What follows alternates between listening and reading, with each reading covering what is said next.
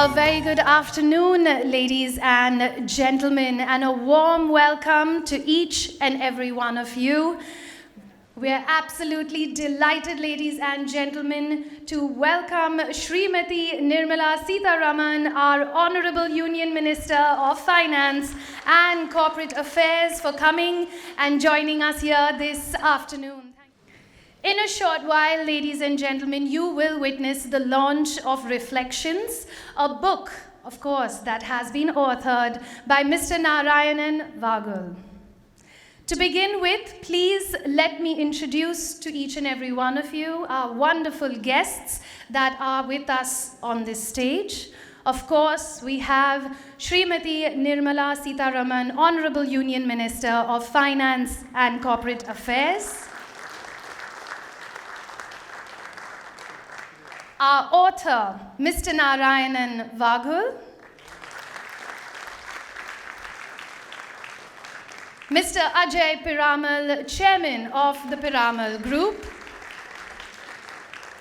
Mr. K.V. Kamath, Chairman, National Bank for Financing Infrastructure and Development. And Ms. Kalpana Morparia, former Chairperson, JP Morgan, South and Southeast Asia. Thank you all so much for taking the time out and gracing us on this wonderful event.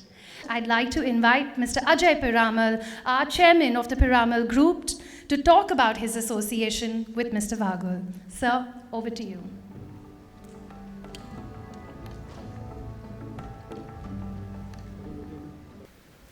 The Honorable Minister of Finance and Corporate Affairs, Mrs. Nirmala Sitharaman,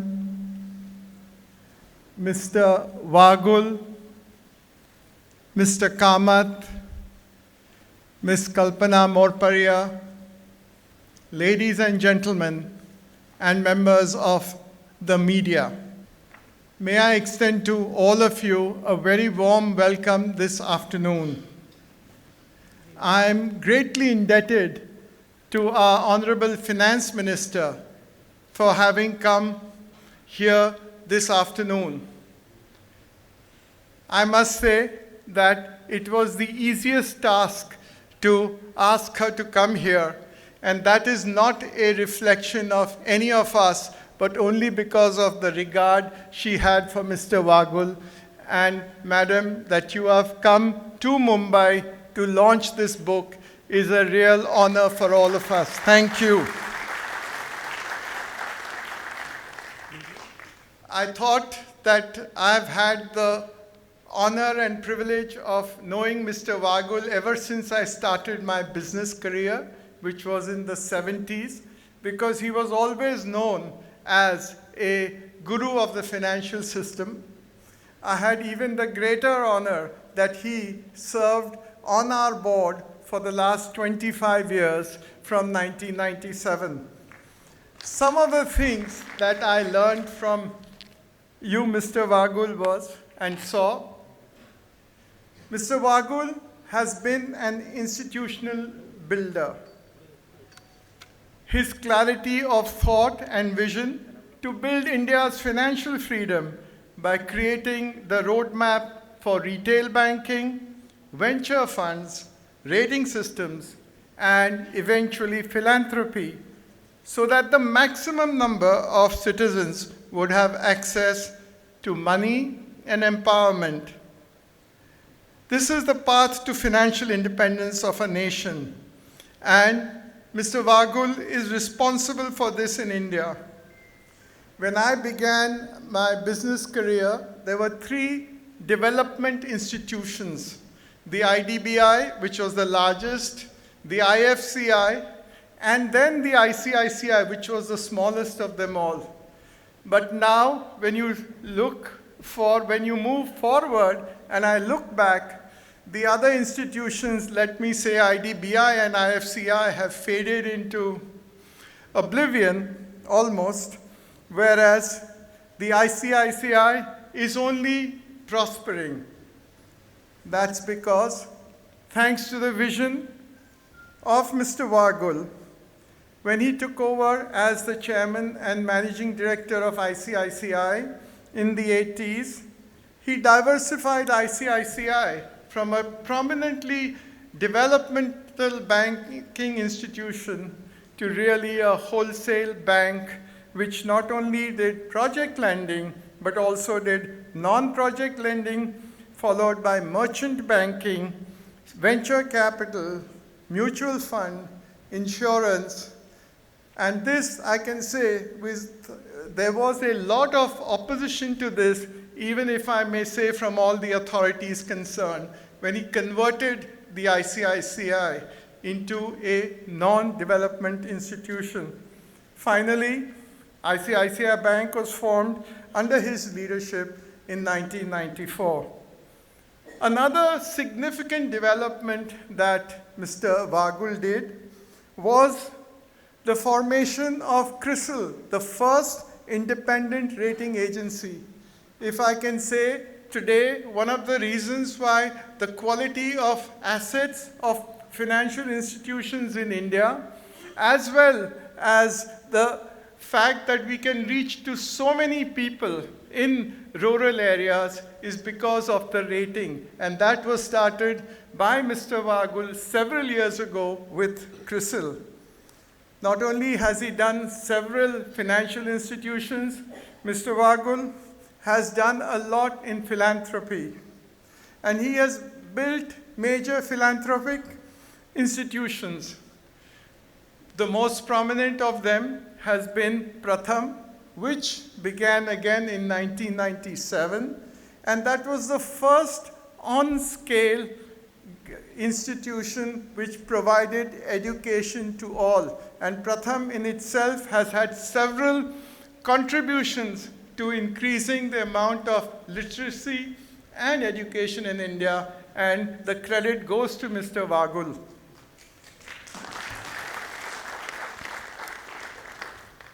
The other thing that you would have noticed in his career is how he did gender-neutral empowerment.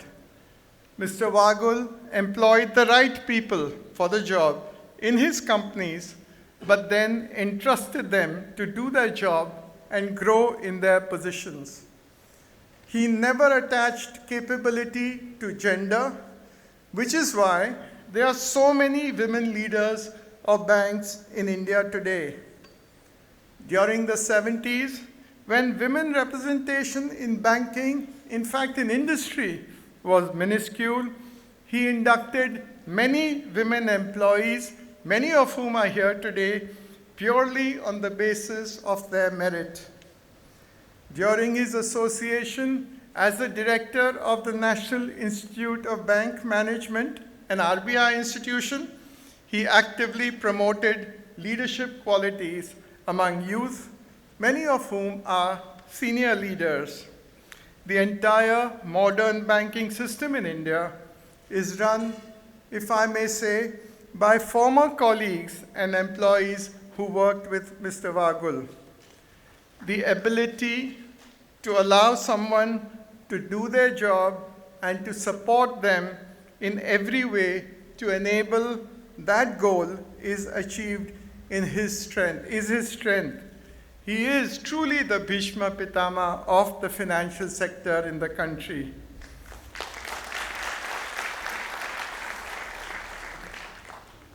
I think all of us who have been associated with you, Mr. Vaghul, would say that you do only what is right based on what is the truth. Mr. Vaghul was the head of a public sector bank at the age of 39. He started his career in the SBI, resigned, and then joined the NIBM when he was asked by the RBI and rose to be a position of the director of the NIBM at a very young age. He became the chairman of the Bank of India when he was only 44 years old. I think till today, he holds the record of being the youngest chairman in India's banking system. In 1985, he was invited by the government to lead ICICI.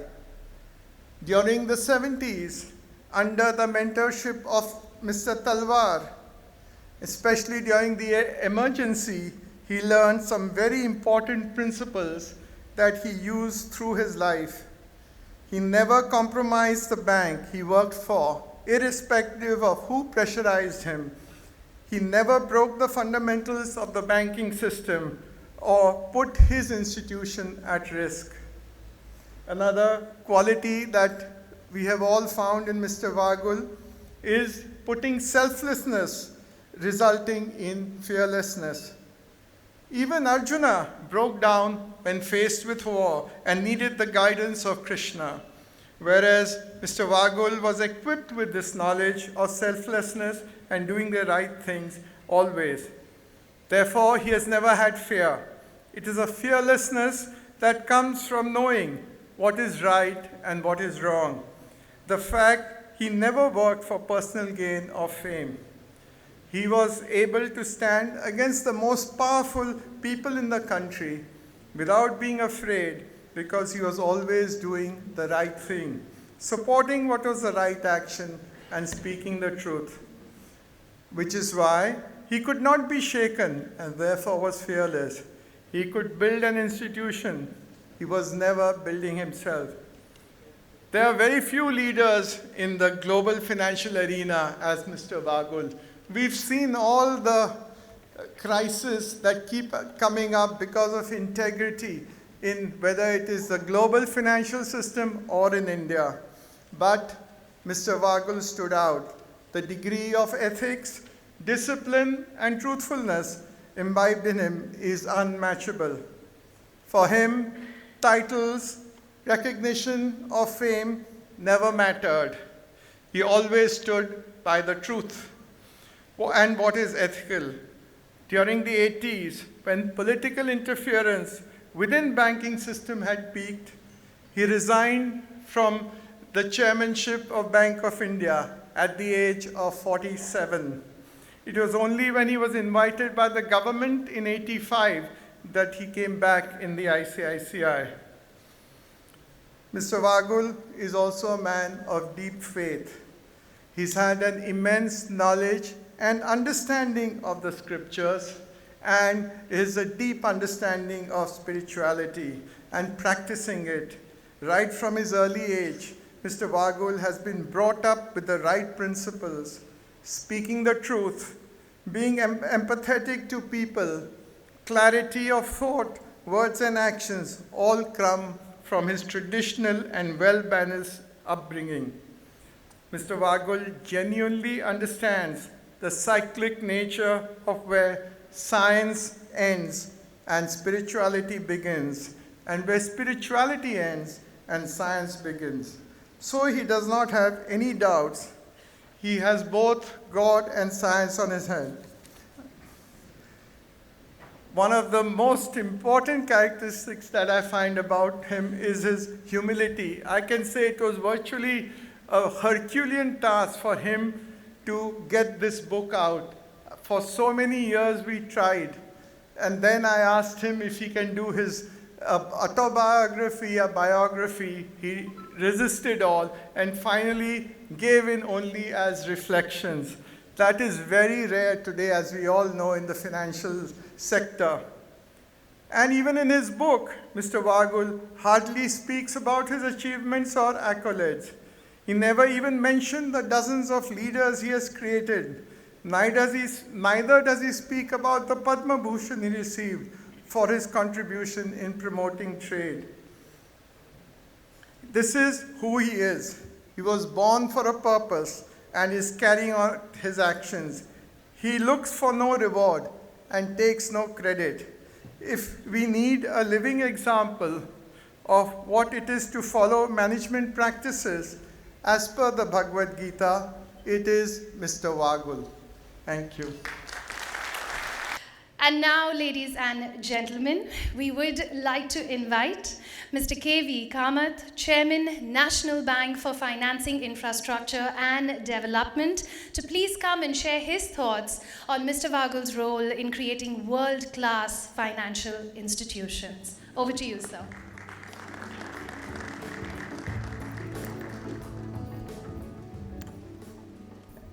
Honorable Minister for Finance and Corporate Affairs, Mrs. Nirmala Sitharaman, my mentor, Mr. Vaghul, Mr. Ajay Piramal, Ms. Kalpana Morparia, and ladies and gentlemen, I think Ajay has covered I think almost everything that has to be said about Mr. Vaghul. So I'm going to speak from my heart, as it were, and maybe Reflections is the title of the book Mr. Vaghul has written, and I'll share my reflections of Mr. Vaghul as he mentored me from 1985 onwards.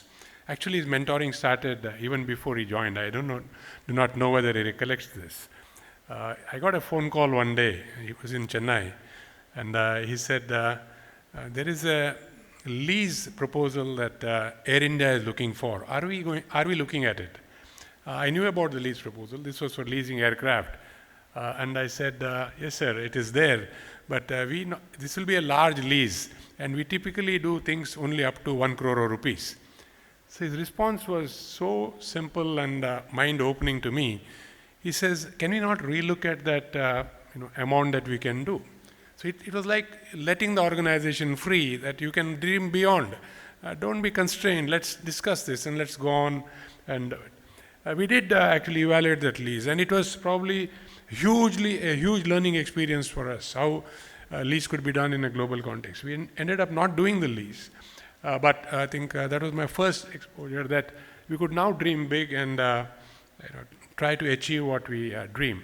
And that was the hallmark of every day, as it were, from 1985 till Mr. Vaghul stepped down from the board in 2009. Daily learning experience in terms of what you could do. I distinctly remember a few steps which actually put us all on this path to growth, as it were, and aspiration. So a few days later, after he had joined ICSI, he called me in and he said, what are we doing on the technology front? We were doing a few small things. He said, can we not be a completely connected organization? Mind you, this is 1985 or early 86, where machines are not available. How do you network them? It's not available, and so on and so forth. I won't bore you into it. Long and short, within the next 6 months or 8 months, ICSI became a completely networked organization. Everybody was using a machine, whether it was for processing proposals, typing, and of course data storage. Everything became online. Just the small nudges. And this is part of my job, because I missed a step. Very early on, he said, you're doing leasing, maybe you should now do strategy and planning. I had no idea what he meant in the context of strategy and planning. Only thereafter it unveiled this vision of what ICSI could be done. And for that, again, the next step, technology was one.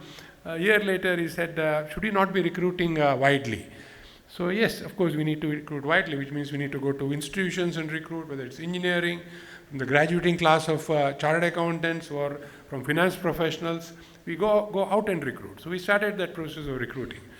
Not many know this, but at that point in time itself, we set in motion that we are a gender-neutral organization. So no job is meant for a man or a woman. A job can be done by a man or a woman.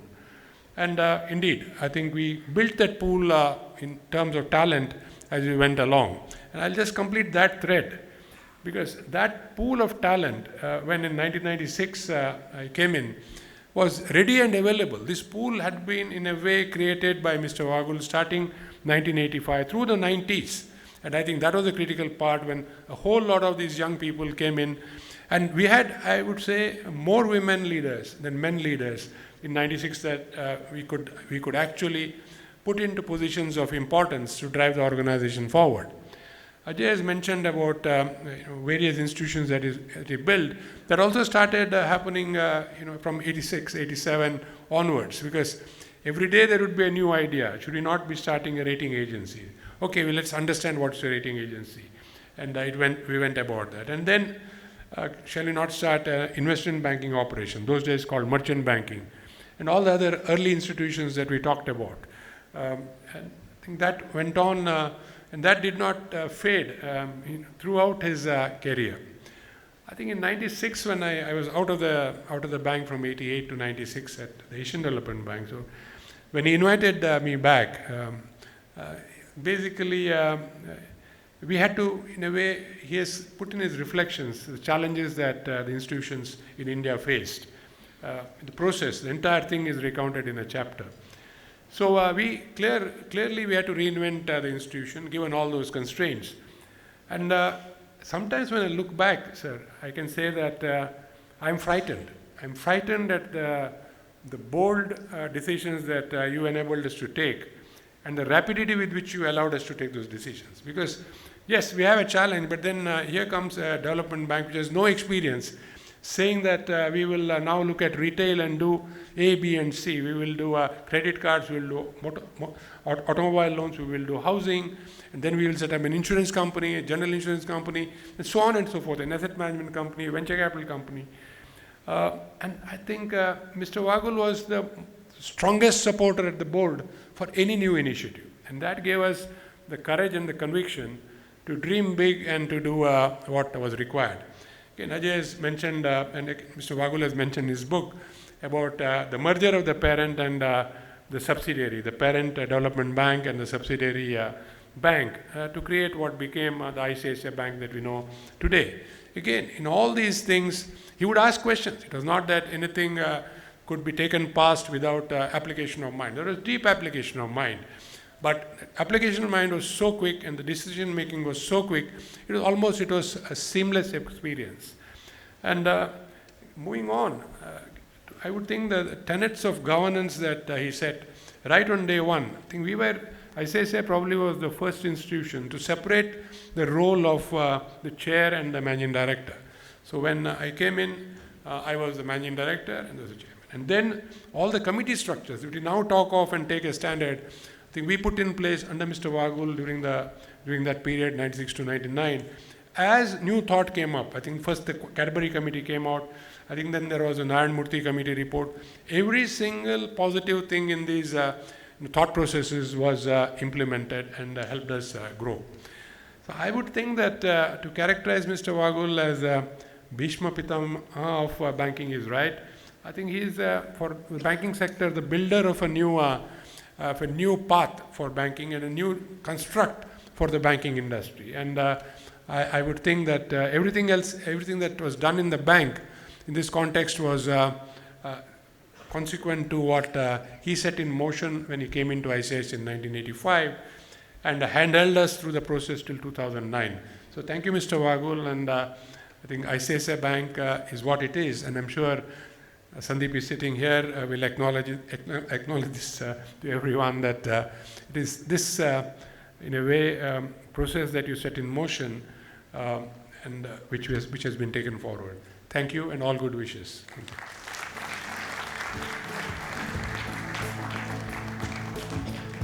And thank you so much for your kind words, Mr. Kamath. And now, ladies and gentlemen, it's time for us to hear from the man of the hour. We would like to invite Mr. Vaghul to come and share a few words on this momentous occasion. Honorable Finance Minister, ladies and gentlemen, I thought that this function is about my book, but Kamath and Ajay has converted it to a meeting about me. I am not that important. I don't think that I matter very much. This book, as Ajay has said, has been written out of compulsion because he used to compel me to put something in writing, and I didn't want to write about myself because I have reached a stage in my life where I really do not know who I am. And recently I heard the speech of a neurologist who says that everything is being said here, everything I say and everything you are going to hear is all like a chat GPT, for which our brain has been already programmed. And this program is being given by way of a narrative from our mouth. It is not from you. Then who are you? The neurologist asks. That's a question which for 5,200 years people have been asking. Who are you? We really do not know. I really do not know who I am. And it's all a reflection of the way in which my brain has been programmed from my small days. But I think I feel a little ashamed when so much is being said about me that the credit which has to go to people like Kamath and Kalpana and a host of others who are sitting there, I should be ashamed of taking credit for it for myself. I have no business to hog the credit. I was a small cog in the wheel, and he was the person who initiated that strategy for the ICICI. And I told him that I don't know how long ICICI can continue to function as a development bank. He was the first person to come and tell me not very long. Then put it down in writing. Then he went off. After put it down in writing, he went off to Asian Development Bank. Then this, and Kalpana is another great person in the sense she was a young girl when she came to me. She was a lawyer by profession, not many of you may know, because she has been so steeped into banking as a chief executive of JP Morgan. Then you would know that she was a lawyer. Kamath transferred her from legal department to treasury department, if I remember right. And she came to me and said, all the time I know only about law, I don't know anything about the treasury. Do you think I should really go to the treasury? I told her you are meant for great things in life. I don't know whether she remembers it. And unhesitatingly you moved from legal to treasury. And she made waves. For 2 decades she dominated the ICICI Bank. She was the conscience keeper of the bank, and she was standing by the side of Kamath to take the bank into the great heights. I don't know, people should know that it is during Kamath's time we scaled new heights and became the largest bank in the country. And I got the credit because I happened to be at the helm of affairs. Now we see people like Sandeep who is sitting there, very quiet, unassuming. His photograph even won't come in the papers. Today he is getting the best business bank in a year. But so many people's photographs have come, but his photograph is missing. It's a blank. He doesn't want his photograph to be published. It is only true of him, it's true of everybody. We were just discussing, look at the bank, from where to where he has taken. 4.9% net interest margin. I was just telling Kalpana, during our time we were struggling to get 2.5%. You know, you have got 4.9%. You and your team has got great reputation to the bank. I'm grateful to you for that. And I'm particularly thankful, Honorable Finance Minister, for your effort to come and release a book. I am flattered that you should say that you would do that, and you insisted on doing that. Despite the fact that it had been postponed a couple of times, you said that you would do it. And I'm so glad you came. And you were, in your own way, making great waves in the global scene. And it's not a very flattering statement. I mean, the way in which you have piloted the economy, the way in which you have presided over an economy, into nudging the economy without any pomp, without any great ostentation, without articulating any sophisticated economic theory, but looking at the ground realities, what needs to be done, what is pragmatic, what is permissible. Through this process, it has been possible for you to bring about stability and growth to an economy in the midst of a global turbulence. It is something which cannot easily be forgotten, and this nation forever will be very grateful to you. And it's so flattered and that my book has to be released in the hands of such a wonderful person, and I'm grateful to her for this. I don't need to talk about Ajay. Ajay is, in a sense, I'm part of his family. And ever since, what binds us in the family is not the board connection. It is the sharing of the values. Right from the beginning I saw, he is one of the few businessmen who would put aside everything for the sake of maintaining his values. And I have known during the 25 years, he would refuse business opportunities if it involves some amount of compromising on his value. He would not permit it. Of course, I know of a few businessmen who are very much like him in this country, and this country ought to be proud of such business people who would put values ahead of everything else. It is not in a vision statement. I know one case, but in several cases I can say I don't want to make it because I know our Honorable Finance Minister has got other engagements. But the point I wanted to make is that even though quite a lot of people share his concern for value in business as much as he does, in one respect he scores over them, because I have never seen a person with such great concern for employees as Ajay is. I don't know, many of you may not know the instance. I am not revealing a secret. One of the bids which he made for acquiring a company from a multinational, he was the lowest bidder. We didn't expect him to get it. But he got the bid. You know why? The multinational told him, we know that you will take care of our employees better than anybody else. That's why we want to give it to you. He is of that type. Now, this book is not a great book. It's not a profound book. It is not a book out of any great research or anything like that. One of the things you will find, I'm sure that you will be given the book, that there won't be any footnotes, any bibliography, any graphs, any mathematical equations, any economic theory, nothing. It's just a collection of stories. A collection of stories which I am fond of telling, as many of you know.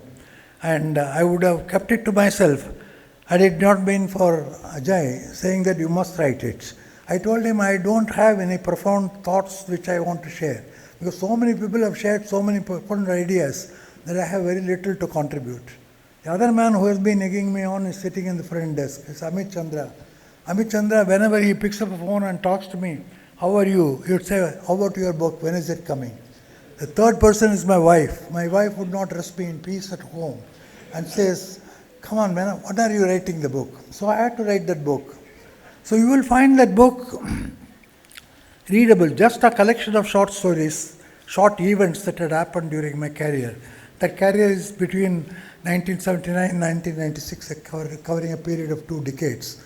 What banking was then. Banking has changed enormously since then. And I haven't devoted any time, because I picked those stories in which I was personally involved.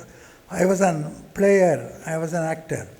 And most of the stories, unfortunately, Honorable Finance Minister relates to my dealings with the politicians at that particular time. All of them not very happy.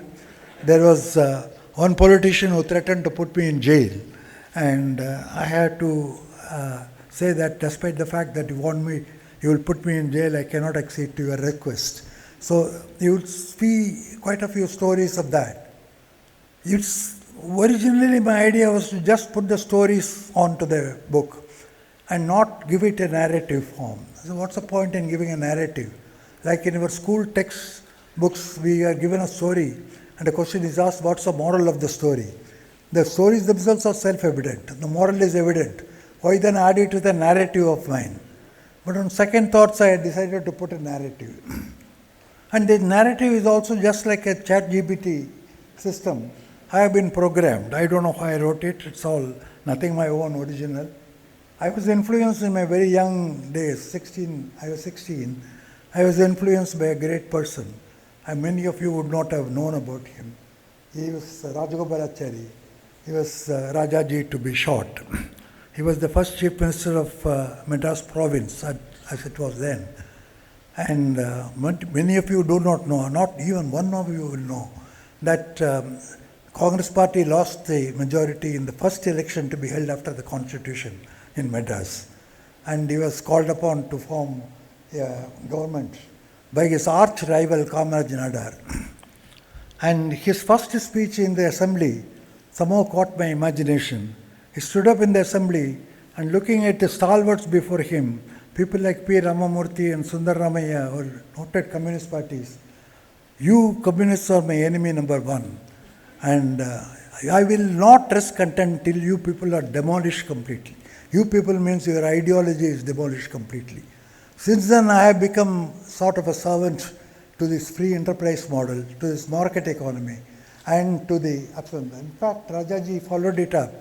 At that time, it was the rationing time. There was a strict control over marketing of the rice, and he just abolished the controls completely. He allowed a free market for rice, and the prices of rice crashed. And he was aided in this respect by Rafi Ahmed Kidwai, who was then the food minister, who, according to the reports, those days the reports of the papers are all genuine. And Rafi Ahmed Kidwai told him, listen, don't write to the central government on this matter. You don't even talk to Jawahar about this. You go ahead and do it. And this is what it was said at that time.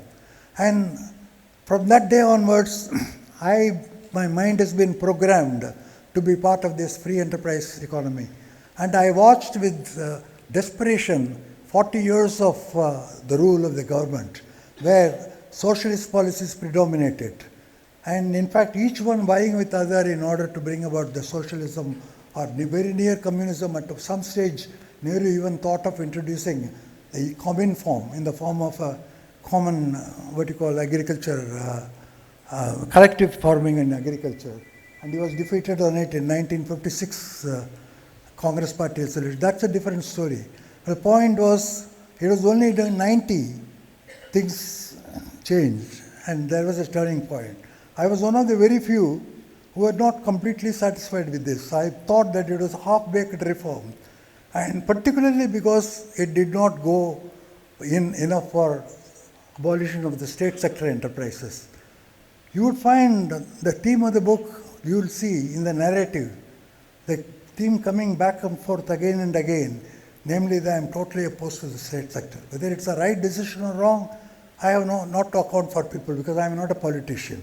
I don't need to have said that. But I am only telling you the context in which you will find the choice of the stories and the choice of narratives is in favor of the state sector.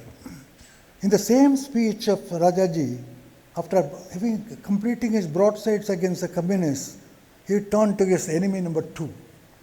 And enemy number two said, you can't guess who is the enemy number two. Even I think you leveled your best because it was 70 years back. And 70 years back it is still buried in my mind.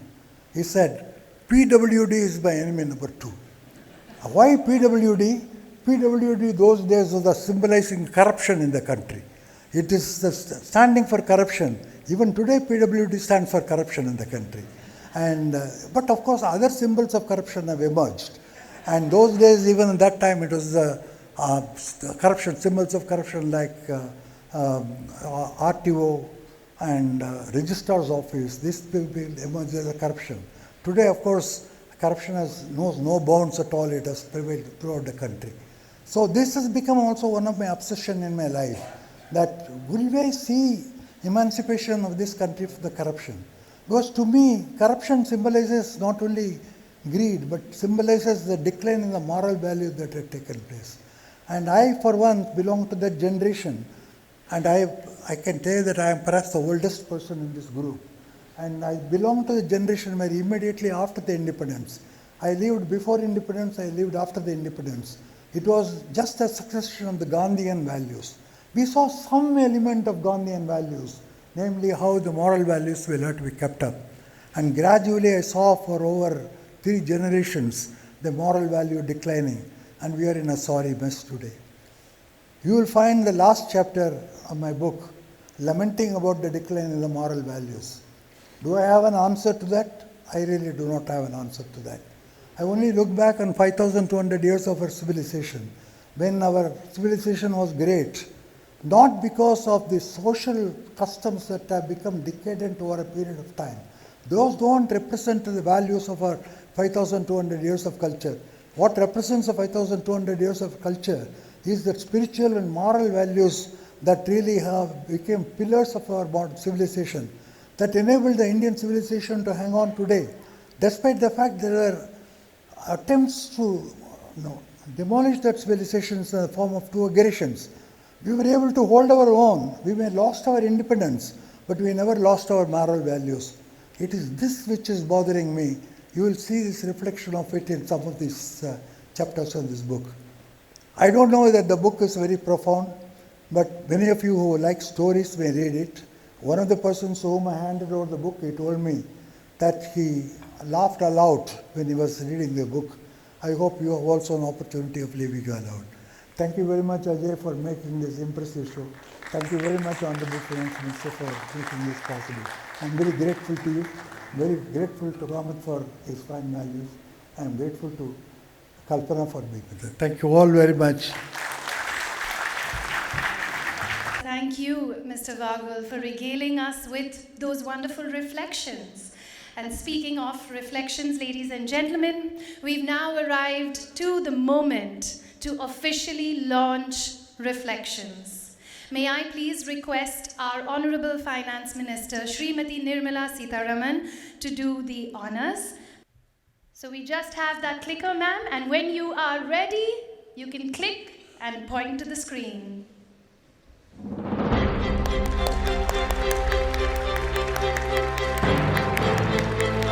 Can we have the books on stage? We'll hand one copy to each and every one of you. That is making its way to the stage right now. There you have it. Yes, we can pull the ribbon as well together so that we can have that perfect photo op moment. Ladies and gentlemen, the wonderful book Reflections by Mr. Narayanan Vaghul.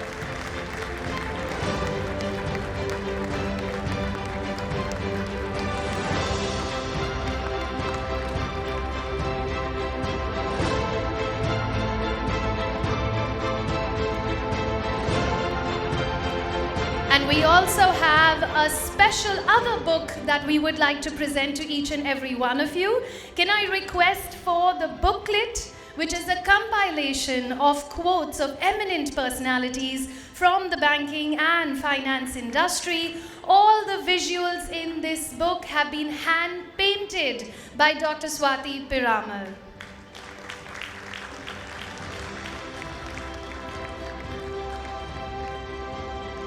We can have a picture as well with the book. Yes, ma'am, please.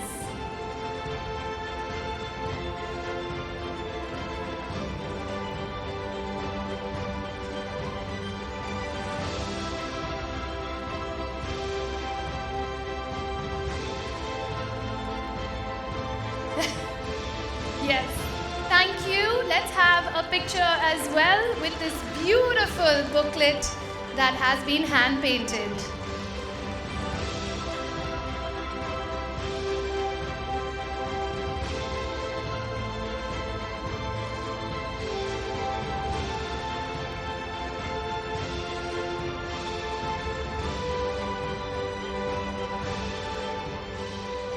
Thank you. Thank you. And now, ladies and gentlemen, we would like to invite Srimati Nirmala Sitharaman, our Honorable Union Minister of Finance and Corporate Affairs, to please, ma'am, share your thoughts with us.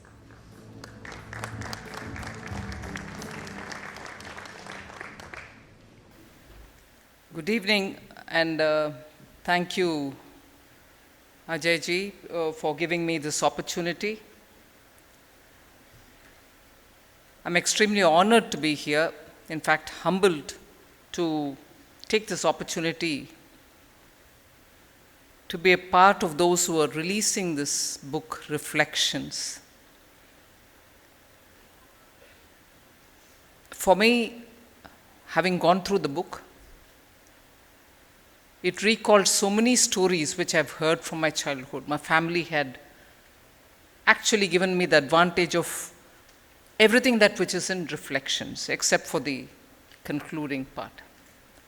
I've had people in the banking sector who had closely watched how the banking sector has evolved, and therefore many of the anecdotes in this book are things which I've heard from my childhood and also heard of and about Sri Vaghul himself.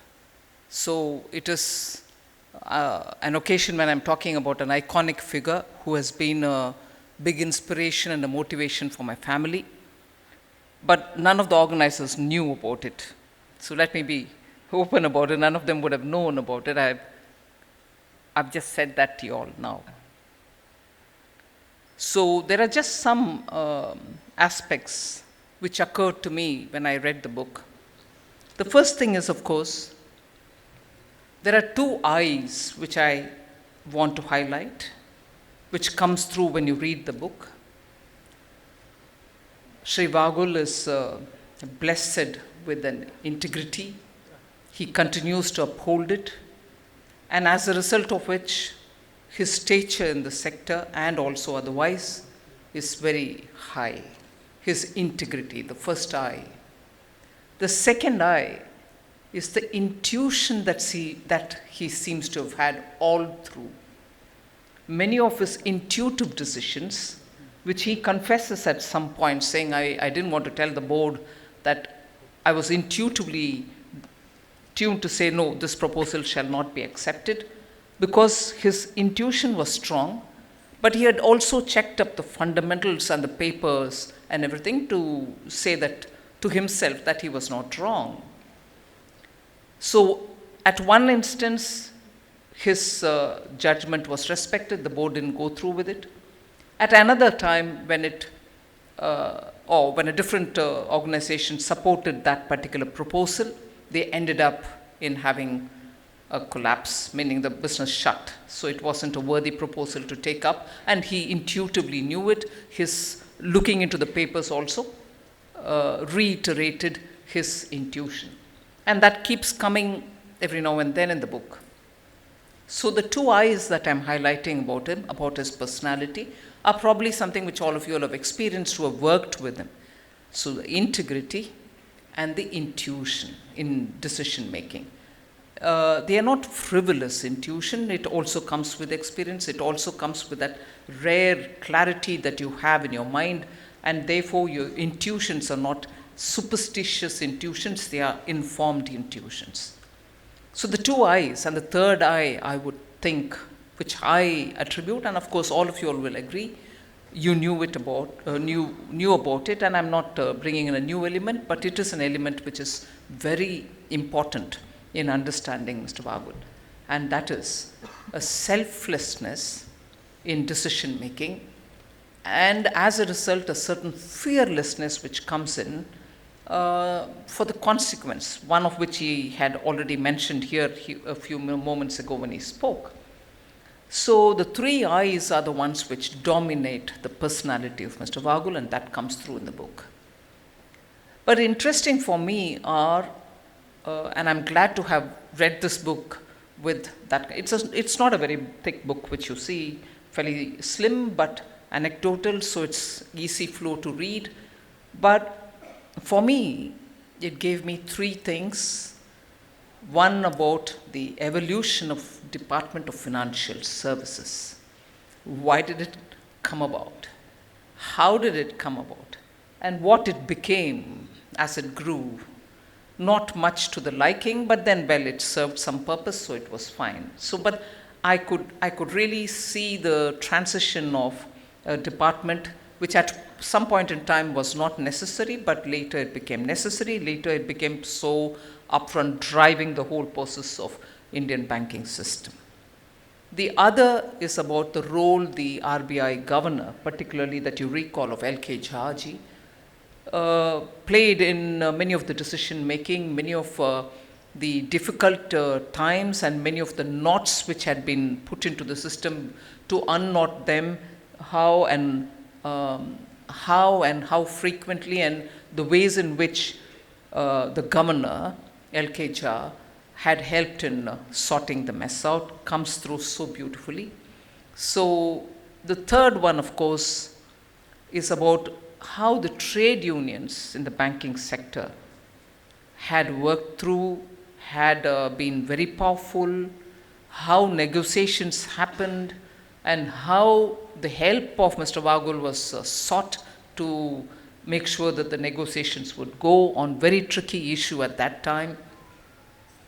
But anticlimax, sometime how, in spite of a well-structured way in which you want to take the negotiation, something else happens and politicians come into play, and as a result, you get a decision which is a bolt from the blue, and how things flow. Just tell you how the process finally works or doesn't work. So this is a thin book, slim book, but it actually traces how the banking sector in India, since the first nationalization of SBI and post the nationalization in 70s by Srimati Indira Gandhi. So this flows through so beautifully. It's a fantastic historic piece. Of course, for each one, as Mr. Vaghul just said, no footnote, no references, no bibliography. But if you're serious in the business of understanding how Indian banking sector has worked through the socialist era, and I'm glad in a speech Mr. Vaghul spoke about the socialist era, how every government became pink and pinker and pink, short of turning red, the socialist energy was kept alive. And as a result, all these flow of events, if we are serious to understand the first, let's say at least 40 years of India's banking, we need to go for each of these anecdotes back to the actual records to understand how it played out. Again, another name which in my family is said with a lot of respect is Talwar. The role that he played, the way in which he stood up to values. Nothing could make him shiver before authority, because what he said was based on the rule and the law of the land. He didn't get scared about, being told, I'm sorry, then you may have to put your papers. Nothing worried him.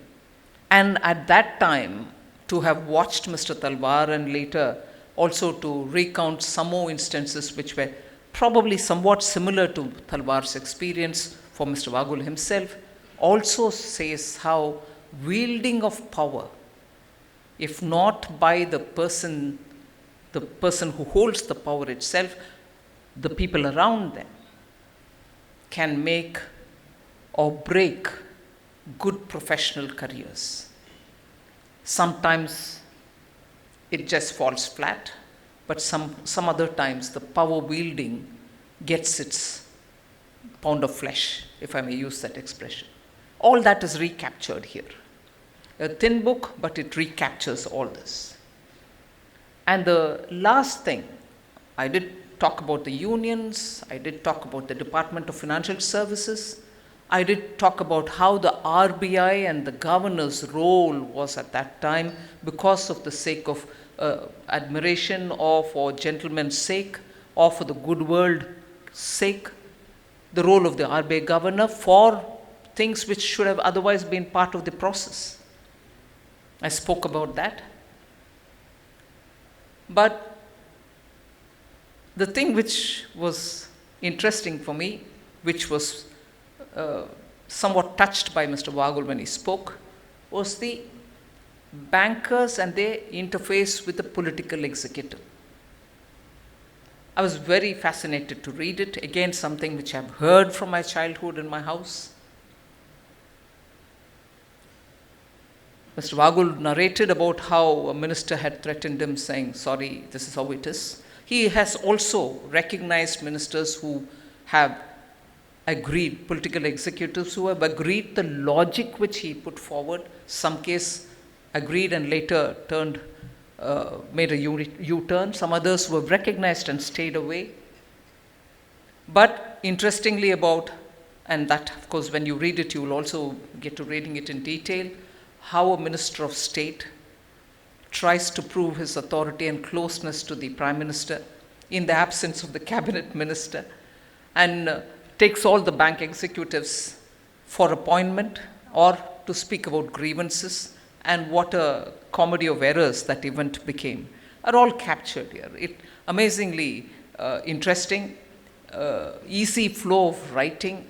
So it's good for you to read it without, it's not going to be an overload. I wouldn't use the word racy, but somewhat it flows like that. So it's amazing. Probably this book, I would say, is sitting around for, let's say, 2 hours and listening to him orally, and that has been compiled into reflections. But if we were to sit with him, probably with some intermittent breaks, you can get at least 10 more books of this kind. That's the mind, and that's the versatility with which he's captured everything that has happened in those decades. 2 things I want to add, aside from the book. It was very interesting to hear Mr. Vaghul speak about Rajagopalachari, who used to talk to the communists in that kind of a direct way, Ramamurthy and others who were all stalwart communists. But a little anecdote which I've heard from my people, similar probably in such a similar occasion, is those days there was some kind of, what can I say, some kind of a personal regard for one another. However bitter people spoke in the assemblies and parliaments, they had some kind of a care or concern for one another. One such instance which I've heard probably fits into that particular conversation which Rajagopalachari spoke in the assembly and said to the communists, "You are my first enemies," and for which, if I were to imagine in my mind picture, Ramamurthy would have gotten up and said, "Well, how dare you say this, and I know what you are all, capitalists and everything else," and Ramamurthy would have been excited to give a reply, excited in the sense of with force of conviction. I've heard that Rajagopalachari used to have his coffee brought from home in a flask, and he would keep it there and drink it when he requires. So he once in such an occasion told Ramamurthy in Tamil, saying, "Ramamurthy, parvalla, or cup coffee kudi, inda eduthuko." Meaning, have a cup of coffee, it's all right, all that you're saying, but have the coffee and then continue speaking. So that is the kind of, amity people had among themselves. That's the kind of, cordiality with which people conducted the political affairs. I can't imagine giving a cup of coffee today to anybody saying, "It's all right, you're against me, you're speaking against me. Come, let's have a coffee." And then I can't imagine that. It can be grossly misunderstood. So that is one thing which I would take away from those days, fondly recollected. A pet peeve, if I'm permitted to say, the book also says, because of the race to prove that I'm a better socialist than somebody else, each one government went on bringing more and more business to the government, business which governments can't do. And therefore the anxiety, the concern, and the hope that sometime people would come up with a meaningful getting government out of business comes through in one of the chapters, if I'm right, which was mentioned here also by Mr. Vaghul when he spoke. 2021 budget, thanks to Honorable Prime Minister, mentions for the first time in India's 1947 onwards history. It's an ancient civilization. I can't say India was born in 47. I can't say India became free. Several times India was subjugated. Several times it's become free. 1947 was from the imperial rulers. But since 47, in spite of all of us so desperately, many of us so desperately wanting India to have a government which will govern, facilitate, and help systems rather than run businesses, the first time the word privatization was used in the budget of 2021. And thanks to the Prime Minister Modi, who has that vision to say government should not be in business where it has no business. He said this publicly, this is not the first time, but actually to give it a frame, a structure, and the right language within a document of the government, which is the budget of the government, in 2021. In fact, many observers felt, what's happened? How did this come about? But that fond desire, if anything, that deep hope that sometime Government of India would speak about it, was spoken about in February 21, sir. I would like to submit to your attention on that matter. So overall, it's a great book. It has no toxicity in it. In spite of all that exposure, in spite of all those threatening, calls, in spite of all those demands, in spite of all those political expectations and so on, it recounts everything in such a way that it just dispassionately puts it before us. See, this is how administration, political executive, banking, trade union, RBI, all of us functioned all together, and this is how far we've come. There's no bitterness, there's no holding somebody responsible for all the ills of the world through this little book. It's such a fantastic, dispassionate account. Other than the anecdotes themselves, it tells what maturity in an individual can show us.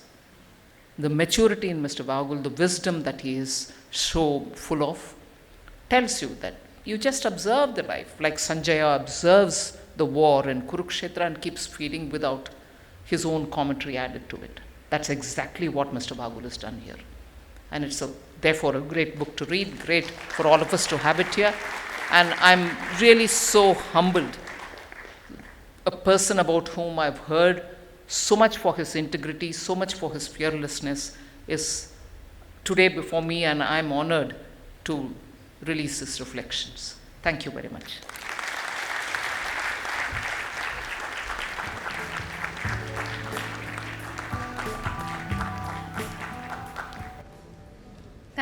Thank you so much, ma'am, for your absolutely gracious words. And now I'd like to invite Ms. Kalpana Morparia, former chairperson, JP Morgan South and Southeast Asia, to come and share her thoughts. Thank you, ma'am. Honorable Finance Minister, it's a tough act to follow after you, but so glad you're here today. Ajay, thank you so much for giving me this opportunity. And my two honorable bosses, it's a real challenge for me to speak in front of you. The task was really very challenging for me, because how do I try and put together 2 decades of work, 2 or more decades of working with Mr. Vaghul in less than 5 minutes? And both Ajay and Mr. Kamath talked a lot about Mr. Vaghul's journey. As I was sitting there thinking about what is it unique that struck me as they were talking about him, if Mr. Vaghul was not a banker, he actually had multiple career choices in front of him. He could have been a great teacher, a great storyteller. He's written this book, I'm sure, without a single note ever being written, and phenomenal memory, so he could have regaled the entire audience, whether they were from the corporate sector, the political arena, or just the masses, with his storytelling abilities. You had a lot of evidence of his humility when he spoke today about the people who are on the dais and the people who are in the audience, rather than talking about his phenomenal leadership journey. And some of you may know of this, but I thought he could have been a great spiritual leader.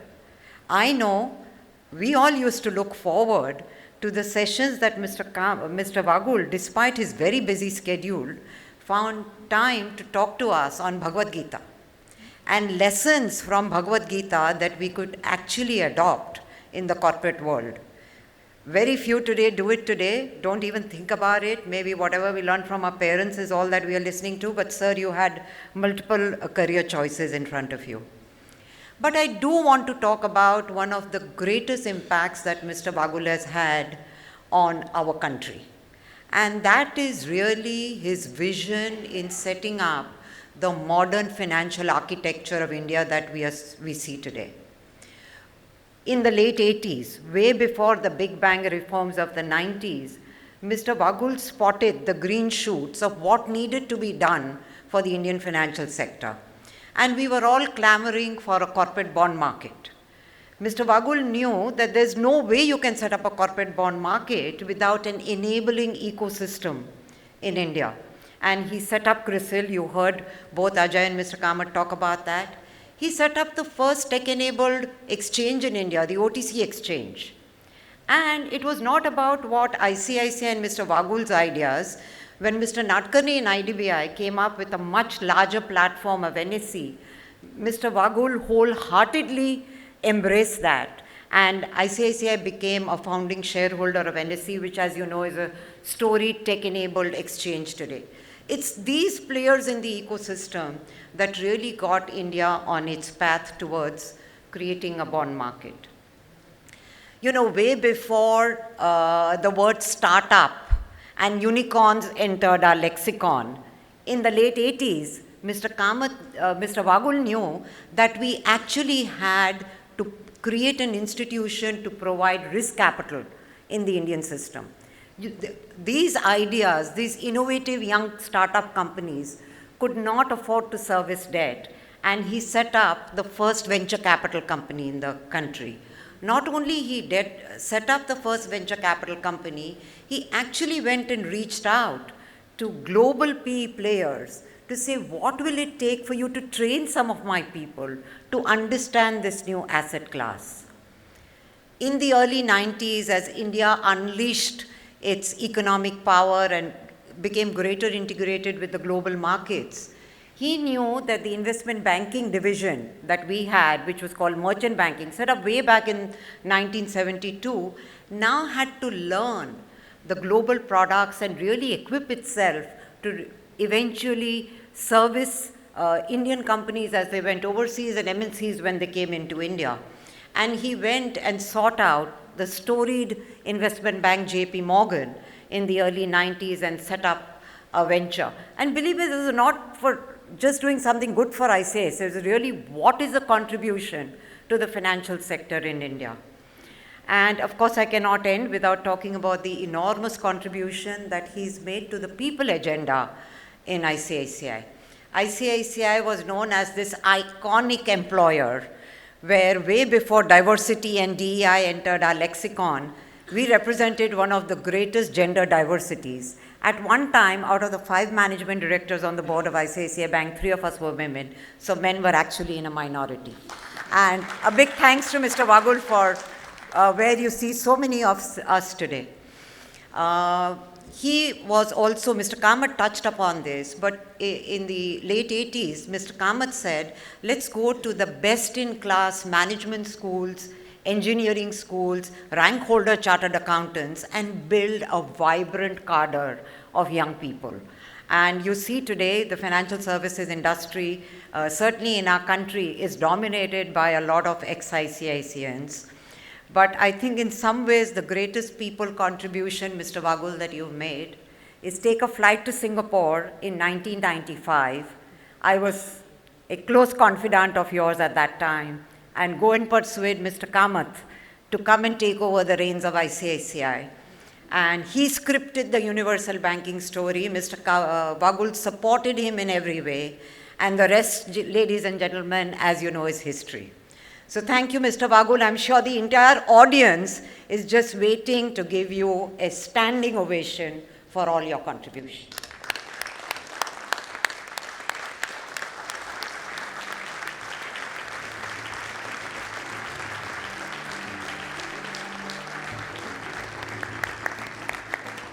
And thank you so much, ma'am, and of course, our gracious audience. Ladies and gentlemen, as we come close to the ending of our event, I would now like to invite onto our stage Dr. Swati Piramal. We know her as our Vice Chairperson of Piramal Group, to give us the vote of thanks. Over to you, ma'am.